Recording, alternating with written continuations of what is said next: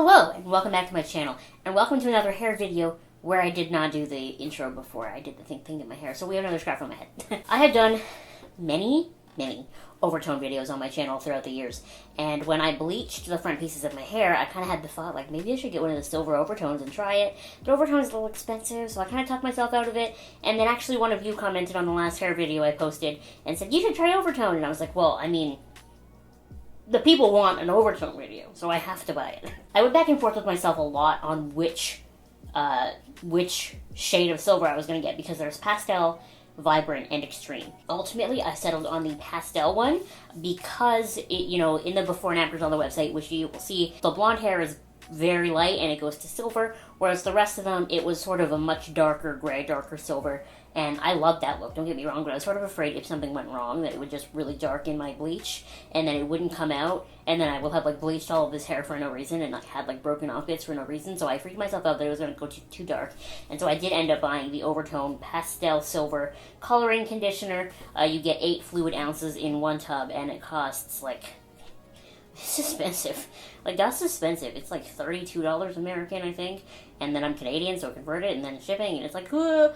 But I do use Overtone on my black part of my hair. I think the first Overtone video I did, I tried the blue on my black hair, and I tried it again once the black had faded, and then I reached out to Overtone, and when they launched their black shade, they actually sent it to me, which is still the coolest thing that's ever happened. And I still use the black on my hair, and I still have the conditioner, like the daily conditioner that I use on the black parts of my hair. I just don't use it as often as I used to because I'm afraid of getting it on the blonde.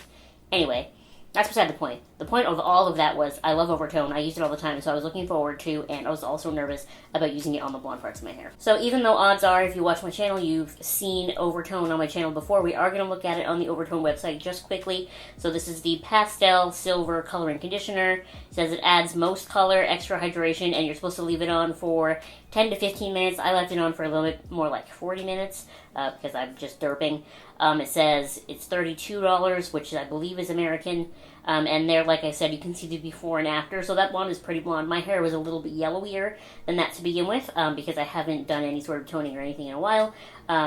So I was a little afraid it would turn out sort of greeny. When you open this, the color inside the tub is actually rather purple. Like, it's much purplier than I thought it was going to be. I was just going to be straight up silver, which is nice because the sort of purpley silver will help sort of tone out some of the yellow in my hair anyway. It has that smell that Overtone has, which is it reminds me of toothpaste. Like, it's not totally minty toothpaste, it's more of like an Arm & Hammer type toothpaste. It's a very strong scent. I like it, but if you don't like it, you won't like it. Another important thing to note about Overtone is that it says it's vegan and cruelty-free, and that it's suitable for all hair types and curl-friendly. There's a lot of fantastic people on their Instagram and on their socials and on their website with very different skin tones, very different hair types, very different hair textures, trying Overtone, and they even have expanded their line recently of the For Brown Hair line, which is just like sort of more pigmented. I haven't tried anything from that because my hair is black, so it probably still wouldn't do anything.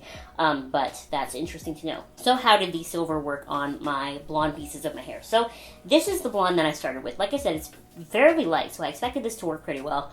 And my hair was sort of, I don't think it was orange, but it was definitely a little bit yellowy. And the nice thing is, because it's only the front pieces of my hair, I really didn't use a lot of product. I was able to just sort of lather it on and rub it in, and I combed through it a whole bunch just to make sure that it was really evenly distributed, and I actually ended up clipping it up sort of in like a Ziploc bag on my face so that I could keep it out of my face but also still derp for like 40 minutes. And then I got out of the shower and I let my hair air dry, and this is how it looks. Are you ready? We're going to take the clip off my scarf, and this is what we are left with. So, what do I think of it? So, it is a little green. I didn't know if it would go really green or if it would just kind of go a little bit green. I think it depends. I also use a little bit of the black on my sort of naturally gray pieces, if you will. That's why if you can see purple here, that's from the rich black Overtone. But we're talking about the silver. So it definitely went greener than I expected it to. I expected, especially because I could see the hardcore pull of the purple in here, I kind of expected that. If I were to do an Overtone order again, I would be tempted to buy one of the light purple ones and then mix them together a little bit just to kind of help combat this greenness. But overall, like, I don't think it's too green. I think it's, if you looked at it, you would think gray and not green. I'm just, I'm scrutinizing it because it's on my head. I actually don't hate it. I do kind of wish maybe I had gone for one of the darker grays, like the Vibrant or the Extreme, probably the Vibrant, just so that it was a little bit darker, maybe a little bit more gray, a little bit less green. But overall, I think it worked out pretty well. Just like some of the other products we've tried, it didn't stick very well to my barely bleached pieces up here, and not really at all to my virgin hair. But to the pieces of my hair that have been friggin' bleached, like had the crap bleached out of them, it stuck really well. And the hair feels nice because oVertone is just really a conditioner, so it's not like it did any damage. I think it looks good. Like I said, it's not as gray as I wanted. It does pull green. I don't know that my camera's going to pick up that it's a little bit greeny, but to me, it's green. That's okay. I think it's cute. I like it. I will definitely use the whole tub.